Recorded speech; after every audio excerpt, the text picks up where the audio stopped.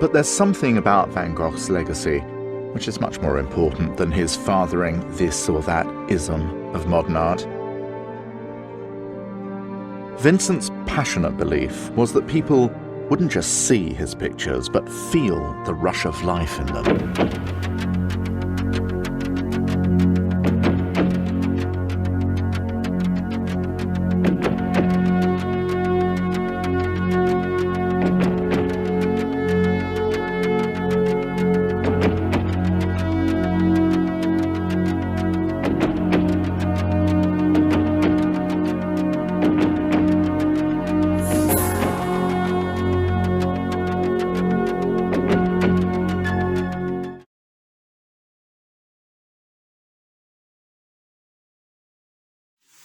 Hello and welcome to True Crime Rocket Science, the most trusted voice in true crime. It's the 22nd of July and unfortunately we are at that point. We are just 2 letters from the end of the saga in the hashtag 130 years ago today Van Gogh series. Today we're dealing with a letter written by Theo to his brother. I think it was written from Paris. So basically, once he'd returned from his trip, he was in the Netherlands with his mother and his sister and his family and friends for about a week. And then after returning from there, he then wrote this letter from Paris. It's kind of a disturbing letter. We'll deal with it in a second. I'll be back tomorrow, the 23rd, for the very last letter, and then I will try to, between the 23rd and the 29th, it's essentially 1 week from now, like 7 days from now, 130 years ago, Vincent van Gogh died. So between now and, well, between tomorrow's letter and the 29th, I'm going to be reviewing certain evidence, certain discussions, certain issues. For example, I will show you the chronology of the last artworks that he painted. So although we can go through his letters and get a sense of Vincent through that, even though the letters sort of refer to the art, right? The art is referred to in the letters that he's painting. Even though that is the case, Timmy, sleep. Okay. Sorry about that. Even though that is the case, you don't get every single painting acknowledged in the letters, and it's also completely different experience to go through all of the paintings almost without words or without letters, and just see them on their own merits. Just see the paintings one by one as you go through June and July. So we're going to do that. We can maybe do June on one day and July on another day. Also want to deal with an article Adeline Revue wrote, or an interview that she gave. And then I want to deal with the events of, obviously on the 27th, 28th and 29th, we're going to deal with the events. So in other words, there's no letter on the 27th, but we're going to deal with what happened on the 27th, And the other thing that I want to do is I want to deal with the aftermath, the funeral, what was said at the funeral, what was said in the newspaper. I'm not sure how far I'm going to take this. I don't really want to be continuing with the series too far into August, just because I've got other things that I've got to get through. I'm obviously wanting to deal with the story, but not sort of indefinitely. So probably maybe July the 30th, 31st, maybe the 1st. But after the 3rd, I don't think we'll take it any further. One thing that I would like your input on is, would you like me to do an audio book on Vincent van Gogh? If I do that, I don't think I'm going to do it free on YouTube, because that would encroach on, book sales, which aren't that great to begin with. but I can do that on Patreon, maybe on the $3 tier or the $5 tier. So if you guys are interested, let me know. What I can also then do is if I deal with a chapter in the audiobook, I can also do some analysis and commentary after the chapter, if that makes sense. So just leave your thoughts in the comments on how you feel about that. Okay, I've got some other ideas as well, but let's get started with today's episode. Certainly is quite sad. This point that we've reached. I mean, we've got basically one letter after this, and it's Vincent's last letter to his brother.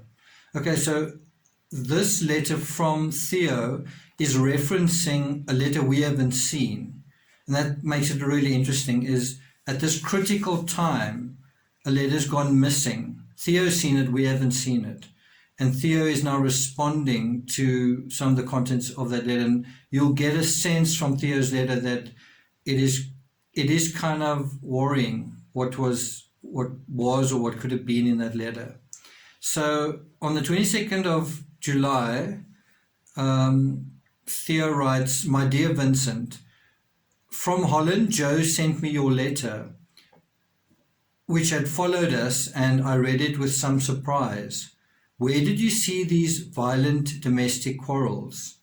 So in the very first sentences, effectively, Theo is saying, what quarrels are you talking about? What violent domestic quarrels? Now, what else could it be except quarrels between family members when you're talking about domestic quarrels? In what way are they violent? And let's just see what the site says about this. If you go on vangogletters.org, it refers to, on 20 July, Theo wrote to Joe about Vincent's letter. So this is a reference to a completely different letter, and also written just 2 days before. 2 days before this letter. On the 20th of July, Theo wrote to Joe. Now, I kind of have the impression Theo had returned to Paris and Joe was still in the Netherlands, something like that. And so, anyway, so Theo writes to Joe and he says, and he writes to Joe about Vincent's letter, the same letter that we haven't seen. And he says, sorry, let me just backtrack. So we don't know what happened to this letter, but it appears to have been written on about the 16th of July. Even so, there's apparently like a 6-day silence from him after that. It arrived via Joe on the 19th of July at Theo in Paris. This is what Theo wrote to Joe. This is quoting from his letter to Joe. So this is a separate letter to the letter written now to Vincent from Theo. This is a separate letter. This is Theo's letter to Joe, and he says, "I understand from Vincent's letter that what he means by domestic quarrels are my attempts to achieve my own ends in the matters I discussed with Dries." So what Theo's saying here is, kind of confused what he meant by that. I think what he means is our arguments, our tug of war with Andries, with Joe's brother, with the brother-in-law. Bear in mind there was some argument. There were some quarrels where Dries, Joe's brother, was sort of he was going to invest in Theo's business, into Theo going alone as an art dealer, and then he seemed to change his mind, and then again he was going to do it. I think Vincent was present when that happened, and then he changed his mind again. So this seems to be what he's talking about regarding domestic quarrels. In other words, it's kind of got nothing to do with Vincent. It's kind of got to do with Theo and Dries, really. I don't know why it's violent. Maybe there was some shouting. But anyway, he says, "My attempts to achieve my own ends in the matters I discussed with Dries." that's the only explanation I can think of. It's certainly not clear. If only he's not melancholy and heading for another crisis. It was all going so well. Now, I can see how art historians, especially those who have gravitated to the very end, so in other words, those sort of just looking at the last letters, also just maybe looking at only the letters of July, and there are not that many in July, they're more in June and May and so on. Well, if you go too far back, there are not that many, but the point being, if you just look at the handful of letters right at the end, you're certainly going to have what Matt Pictor described as the sort of cognitive bias. You know what's coming, so you're looking at what's going to support that. And there's not a lot that supports it, but there is a little, right? What Theo is saying is, he's saying, I hope he's not headed for another crisis. He's not saying, I know he's headed for another crisis, or I'm terrified he's headed for another crisis. He's just saying, I hope he's not depressed. I hope he's not melancholy. Melancholy, I think, is another word for depressed. You know, I hope he's not despairing about. But why would Van Gogh be that despairing about his brother sort of arguing with Dries? I mean, it's his brother's life, his brother's job. Now, you might say again, well, yeah, it makes sense. He felt he was a burden to his family. He felt he was a burden to his brother. Again, my counter to that is, if he did feel that way, he would stop asking for money. He would stop asking for paint supplies. He would want to contribute in a different way. He wouldn't insist on continuing the way that he was continuing. And we're going to obviously look at the very last letter that we have of Vincent van Gogh to address that. Because, as I say, the very last thing he says in that letter is he makes a big order for not only art supplies for himself, but for another guy. So is it really weighing in on him, the situation with Dries? Even Theo himself kind of minimized what was going on. He said, look, it's not that bad. I did talk to the gentleman. Looks like we are going to work something out, blah, blah, blah. But I think Theo is, don't you think Theo is totally justified in being a little bit concerned, a bit anxious that this could create it while we're away. There could be a crisis with Vincent. He could be unhappy, and it could be heading for another crisis. And like I've said a couple of times in these episodes, there's a flip side to the coin. And in this case, the flip side is where Theo says it was all going so well. And it was. It was all going so well. I'm not sure if it should be in the past tense. I think it is all going so well with Vincent. It's not as though when this letter was written, it's also not as though on the 22nd, 23rd, 24th, 25th, Vincent just stopped painting. You know, that he was like, oh my God, this is horrible. I'm so unhappy. Let me go to Dr. Gachet. Let me drink a vial of digitalis. Let me drink another vial. Let me drown my sorrows. You know, this is so horrible. I don't think that's happening. I think what's happening is he's simply communicated his observations. It kind of triggered his brother to an extent, but I think it is all going so well. I think it is going well. Bear in mind, there's a little bit of silence from Vincent because his family is left. It's not just the case that Vincent's not writing that much to his brother. It's also that his brother's not writing to him, and also his family's not writing to him because they're having a reunion. It is unfortunate that Vincent wasn't,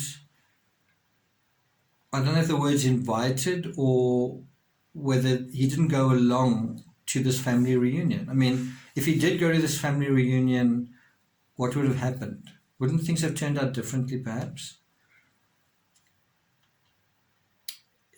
Being with his close family, I'm talking about his brother and Joe, really invigorated him.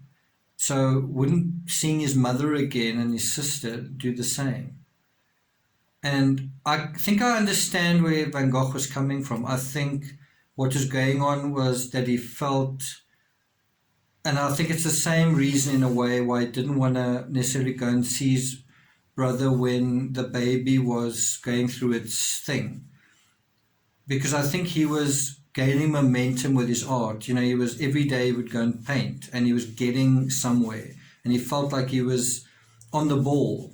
And I know that feeling when you're writing, if you're writing a book or whatever, you sometimes, even if you are desperate for company, even if you really want to socialize, you sort of feel like, I can't, I'm really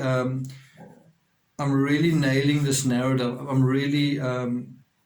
I've really found my voice, whatever it is, and I want to explore this. I want to take it further.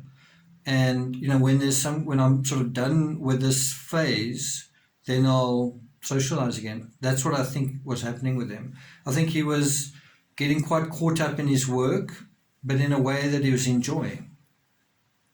So, I mean, the painting behind me is one of the things that he painted. And you heard what he said. You remember what he said? He said, I felt like the brush was falling from my hands, almost as if it was the picture's painting itself. And when you find yourself in that sort of position as an artist or as an author, it's so hard to get there. So when you're there, you want to stay there. It's almost like being at the top of the mountain. You want to stay on top, if you can. So let's just go on. So that's really it. He just says, it's the only explanation that I can think of, that he's worrying about what's going on with Dries. I think that makes sense. I think that is what Vincent was worrying about, but he does couch it in pretty strange words. And then he refers to it again. So let's go back to Theo's letter. He says, where did you see these violent domestic quarrels? That we were very tired by uninterrupted preoccupations on the subject, by all our futures, yes. That I didn't really know where my interest lay with this affair as regards the company. Yes, but really, I don't see the intense domestic quarrels you speak of.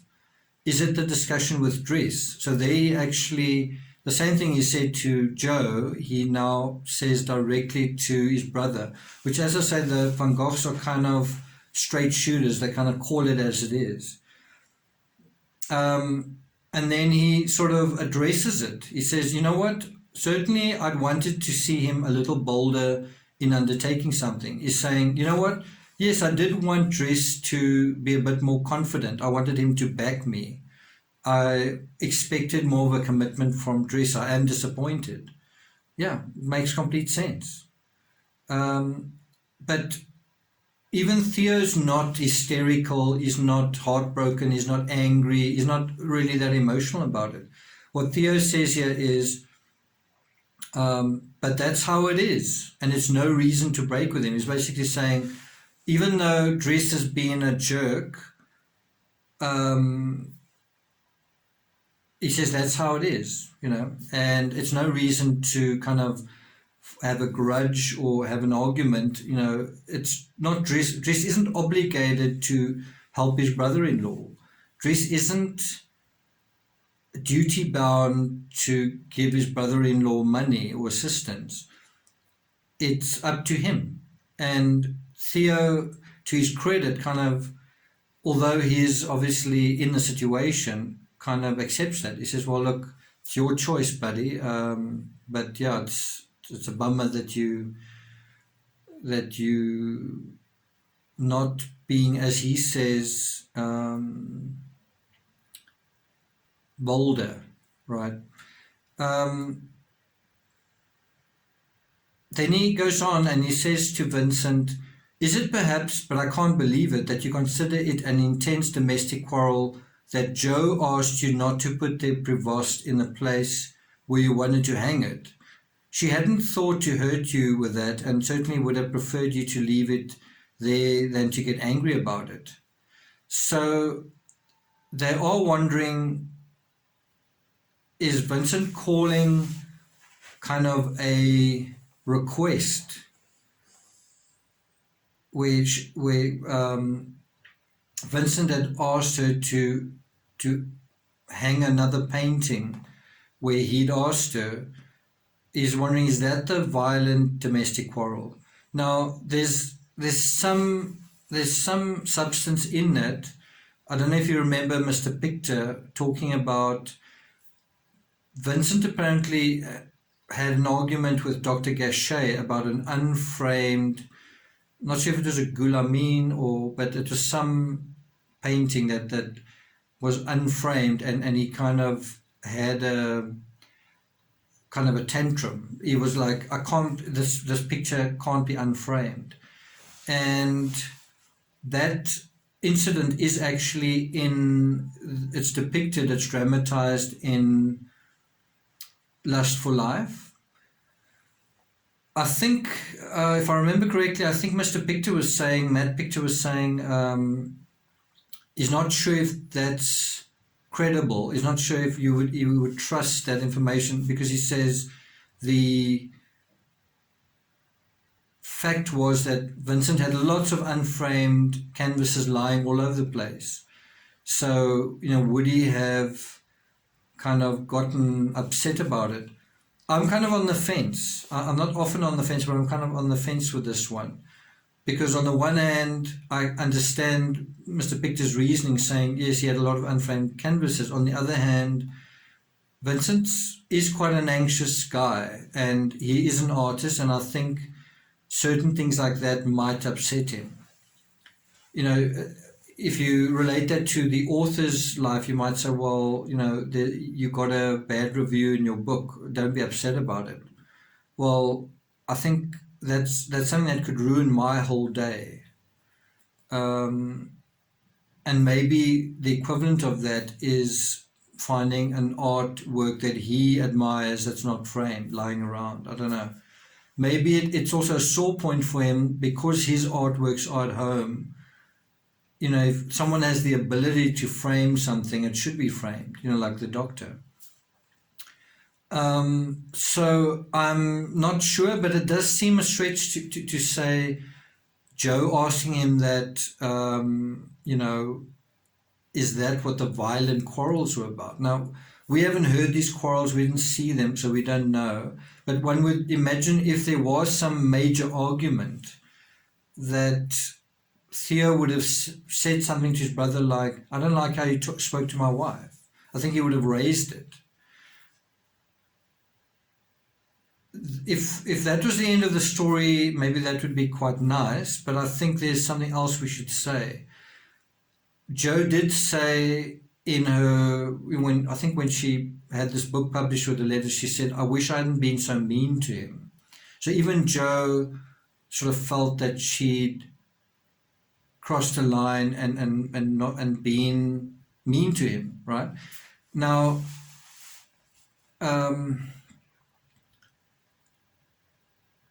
it may be that Jo is a very soft-hearted person, and for her being mean was just not being completely congenial or nice to him. I don't know. So I think if we want to address some of these questions, we need to look at the last letter. What does he say in the last letter? How does he answer all these things? Okay, in other words, let's not jump the gun. There's a letter in reply to this letter that Vincent writes. What is he going to say about all this stuff? Is he going to say, you know what, I'm sick and tired of Jo, and Dries is an arsehole, and I'm done?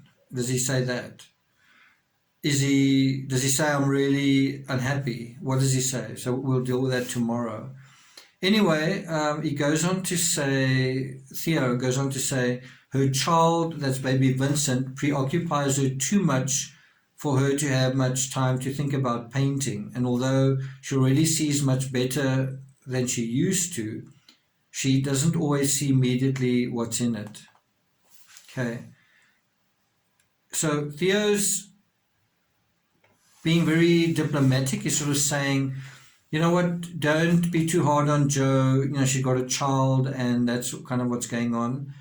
He's not angry with his brother, and he's not sort of indignant about Jo. It's sort of all fairly reasonable. Doesn't that make sense?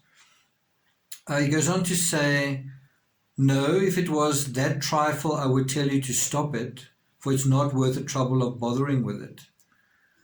I hope, my dear Vincent, that your health is good, and as you said that you're writing with difficulty and don't speak to me about your work, I'm a little afraid that there's something that's bothering you or that isn't going right. Now, this is where it gets really interesting in this letter. We sort of kind of pussyfooted around certain things, and, are you upset about the painting? Are you upset about dress, right? And Theo kind of says, you know what, if it wasn't such a big deal, I'd tell you to stop, kind of thing. Theo's saying, if it warranted it, I would intervene. And he didn't think it did warrant it, because he says it's not worth the trouble of bothering with it. So Theo's saying, I don't think it's a big deal. But it looks like the art critics were looking at this saying, I think this was a huge deal. I think this is why he committed suicide. He was so upset about the violent family arguments. This is why it happened, right? This is how they draw their conclusions.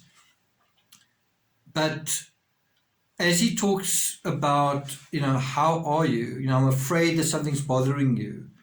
But you haven't been writing lately. You didn't speak to me about your work. He says, in that case, do go and see Dr. Gachet. In other words, if something is bothering you, if you're not happy, if you're feeling like a crisis coming on, go and see Dr. Gachet. He'll perhaps give you something that will buck you up again.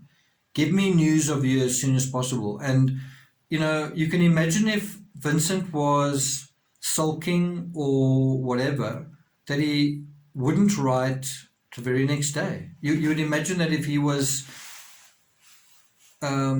struggling or suffering or whatever, that he wouldn't write the next day. He would need a few days to sort of compose himself, but instead he writes the very next day. His brother says, give me news of you as soon as possible, and so that happens. I do think it's interesting that in this moment where it's like, if something's bothering you, go and see Dr. Gachet. What if something was bothering him? Maybe not a lot, maybe a little. Maybe, so in other words, it's now a case of, I'm not kind of around, Joe's in the Netherlands or whatever. I've just come back from the Netherlands. I'm kind of busy. If you need help, go to Dr. Gachet. Isn't that what he did? Didn't he go to Dr. Gachet, maybe not needing help, but just as part of kind of what he was doing? And then didn't something happen there? Because Theo knows how to deal with his brother. Did Dr. Gachet? Joe maybe knows how to talk to Vincent because she knows his brother, knows everything.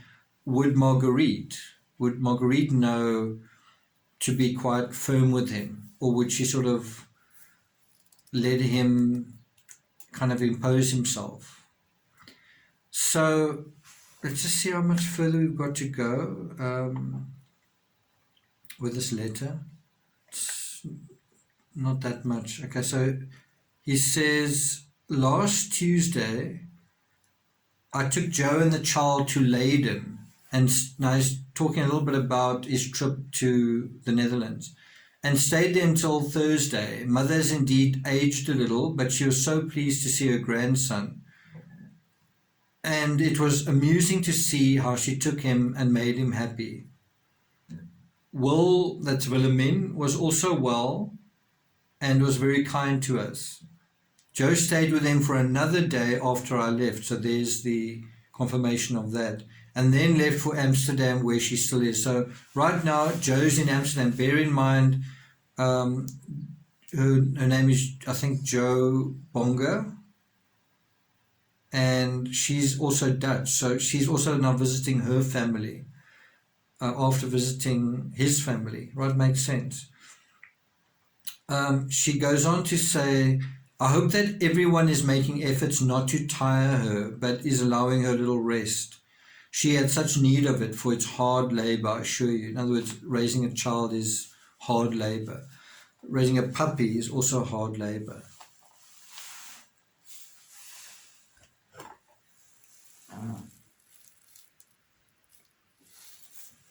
Okay, Okay. Where was I? Unfortunately, like here, the weather isn't settled there, so that she can't be out in open air much, and nor can the child. So that's also quite interesting at this time. Bear in mind it's summer. It's obviously sort of humid, or lots of rain. So he's talking about the weather in Europe, not just France, the Netherlands and France. He's saying it's such that that she can't be in the open air. Now, doesn't that apply to Vincent as well? Doesn't that apply to where Vincent is? Bear in mind he paints in plein air, right? Doesn't that mean if he goes to Dr. Gachet, he can't sort of step out and necessarily and paint because it's raining? So what is the other option? Is he going to sit around in the house? Isn't he going to maybe make conversation with Marguerite or Elisa? Makes sense, doesn't it?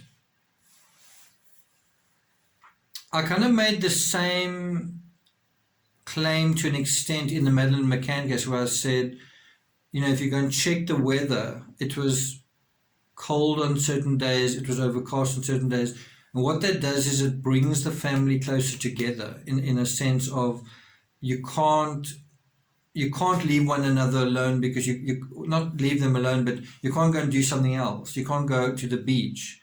And so when you're stuck with each other, but then you have a chance to not be with one another, you might take matters into your own hands, like with a sedative, or just doing something you shouldn't do. It's the same as, anyway. So couldn't that have happened with Vincent van Gogh? Couldn't it have been that he wanted to paint, but the weather was now also forcing him indoors? And what is that doing? Is making him drink. Is making him talk to the people around him, or the people around him at kind of close quarters. Where was Dr. Gachet when all of this was happening? So he goes on to say, I think that it might well be that she wishes to come back sooner than we'd planned, but it's good, on the other hand, that her house here pleases her more than that of her parents. It's quite interesting. He's just saying, you know, it's good that our house in Paris is, for her, a more enjoyable place to stay than her parents' home. So he's saying, I'm not expecting her to stay very long with her parents. He says, this is Theo, I'll be very pleased when she's back, for the house is so deserted. So Theo is saying, I'm kind of lonely. It's actually also makes one wonder, shouldn't Theo go and see his brother? Imagine how his brother's feeling. He goes on and says, I miss the little one too. Our life precisely through this child is so closely bound together that you mustn't be afraid that one small disagreement, if you saw one, might occasion a divergence that will make conciliation difficult. What Theo is saying here is that the ties that bind us are really strong. The ties that bind me to Joe, the ties that bind me to this child, and the ties that bind me to you. He's saying, it says specifically here, he says, precisely through this child,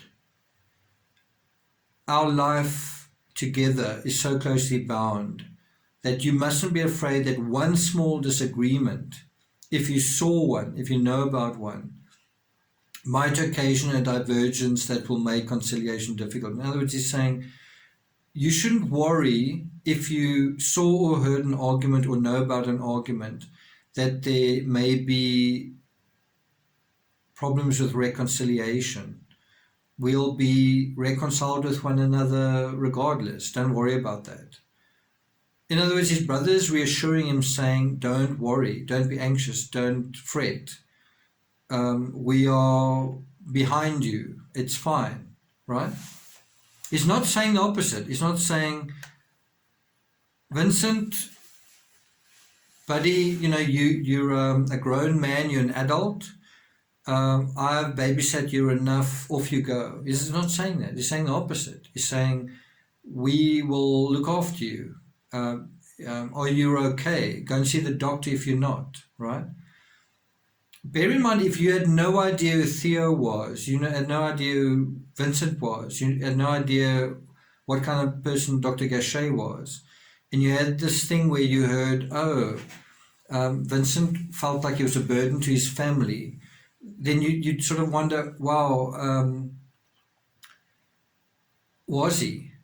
And also, how do they feel about it? And was he right to feel like he was a burden? And the answer is no, he wasn't. If he felt like he was a burden, maybe he was a burden. But if he felt like he was a burden, it wasn't coming from them. They weren't saying, I've had enough. You're a burden. You are a millstone around our neck. Can you just, they're not saying that. Instead, they're saying, even Joe is worried about how Vincent has responded to their sort of disagreement about the painting. In other words, they care about one another, not the opposite. Not, look, we can't care about you anymore, off you go. They're not saying that. So it sort of concludes where he says, don't think about that anymore. As for me, the journey to Holland has done me a lot of good and made me take a lot of rest, which I very much needed. That's why I say, wouldn't it have been great if Vincent van Gogh went to Holland with his family? I mean, why not? They're going, why not go with them? Theo says, it did me a lot of good and I rested and I needed that. Wouldn't that have been good for Vincent as well? Bear in mind also that Theo would be dead 6 months from now. So no matter how much rest he got, no matter how much good the trip did him, he would die kind of natural causes anyway.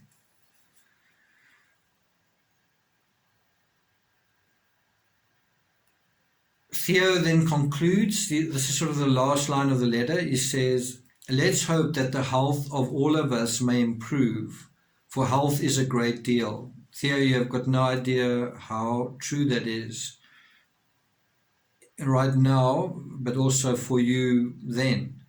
He says, enclosed, I'm sending you 50 francs. Write to me quickly and believe me, your brother who loves you. So that is how the letter concludes, with his brother sending him money.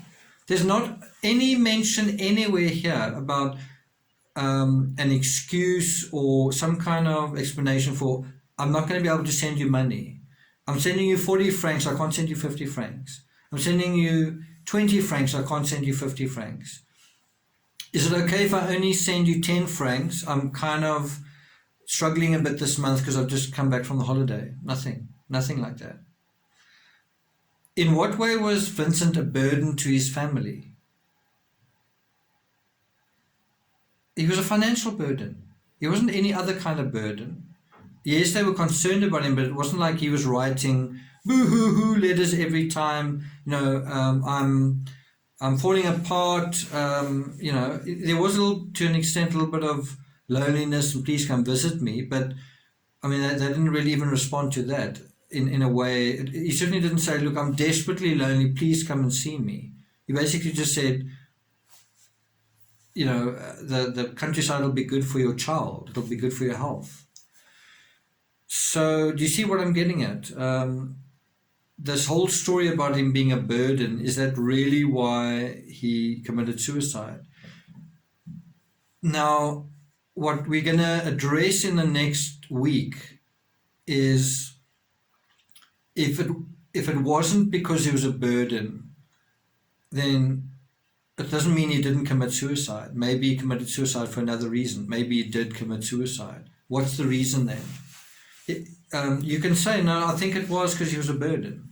You might think, well, maybe Joe and Theo were saying that. I just think it makes no sense because his brother keeps sending him money and Vincent keeps asking for money. So if you felt you were a burden, maybe he felt he was a burden when he woke up the day that he committed suicide. Like, I can't ask him for money ever again. I'm going to shoot myself. But that doesn't make sense. You don't think like that instantly, or a lot of people don't. Vincent's not a fragmented thinker, and his brother either. Their thinking is consistent. Their letters are narratives. So your psychology is going to be similar to your narratives. So are you telling me Vincent just, something like that? And you can kind of look at his art and say, are there sometimes paintings that just kind of flip out from the rest, that don't sort of correspond? Is that showing a kind of impulsive personality? I'm not saying he wasn't impulsive at all. I think he had a certain amount of impulsivity, for example, towards the opposite sex, and he certainly did have some of that going on when he was drinking. But was he drinking now? That's another question. Was he drinking? So I think you could make a fairly good argument to say he started drinking again. Because he started drinking again, he felt like, oh, I've relapsed, like I'm an alcoholic, I've blown it. I've come so far, my brother left, I just felt overwhelmed, and then I started drinking, and that's why I committed suicide. Well, there's no evidence that happened. No one said he was walking around drunk. That's just not mentioned. Dr. Gachet doesn't mention it. His doctor doesn't mention it. The innkeeper doesn't notice it if it happened. So did that happen? I think it's a good explanation, but there's no evidence to support it. The flip side then is, if you can't find a good motive for committing suicide, can you find a motive for murder? And that's where the ear incident comes back, where you say, did somebody lose their temper with Vincent and cut off his ear, and they actually wanted to kill him because he was so out of control, he was so intense?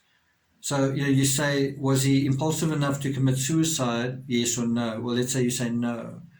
Was he impulsive enough to lose his temper with someone, or to say certain things to someone, or to do something inappropriate that could really kind of lead to strong feelings in response, in reaction? And I think the answer is yes. I think I said this to Mr. Pictor, people have a soft spot for Vincent van Gogh. They think he's a very warm and fuzzy guy, poor troubled artist. If you had to live with him, I think you would go mad in a very short time. He would chew your ear off from talking to you all the time. He would keep maybe touching you.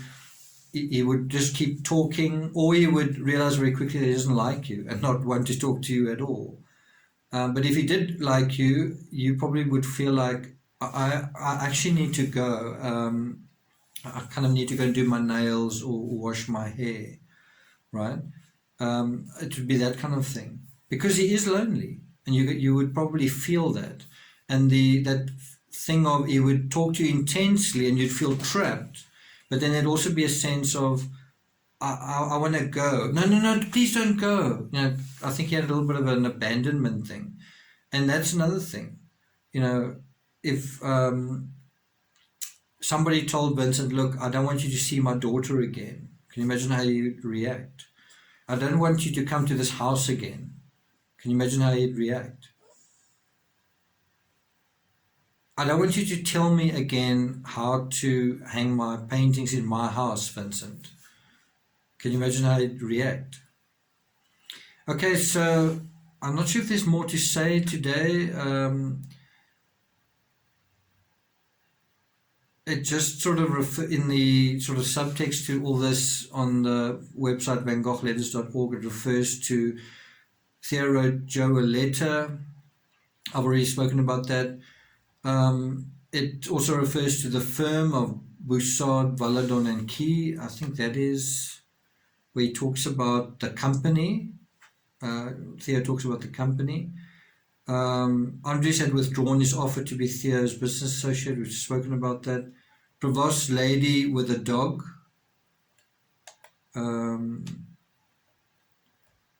See if we can see that painting. No, I don't see it. Oh. It's not particularly interesting. It's a lady with a dog. That's apparently a picture that Vincent wanted to be taken care of in a certain way.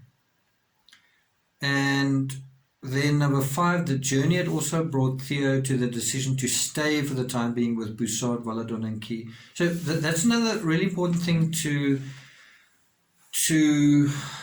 be aware of, is if there was a financial crisis with Theo,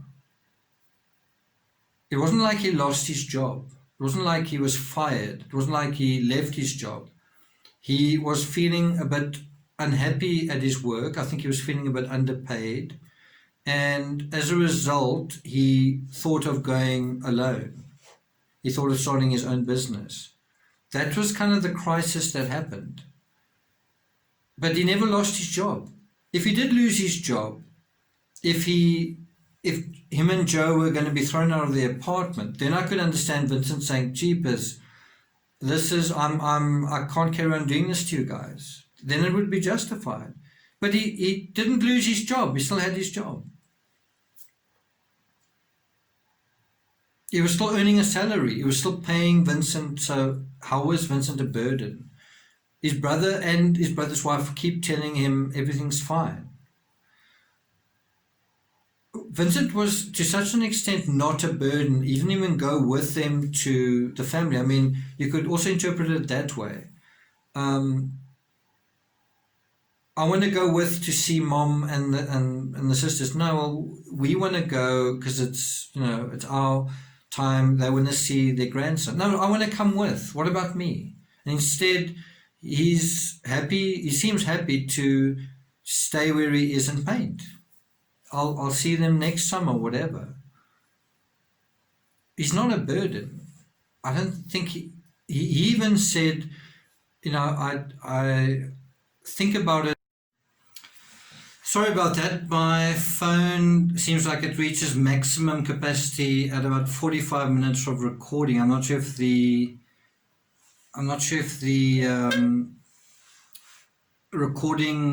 video recording setting is too high in terms of quality, because it's, I think, 3 or 4 gigs. So something tells me I'm setting it too high. In any event, I was about to read to you Theo's letter to his mother, which was written on the 22nd of July. And in that letter to his mother, which he says nothing at all to Vincent about. He doesn't refer to that letter at all, or what the contents of that. He talks quite frankly.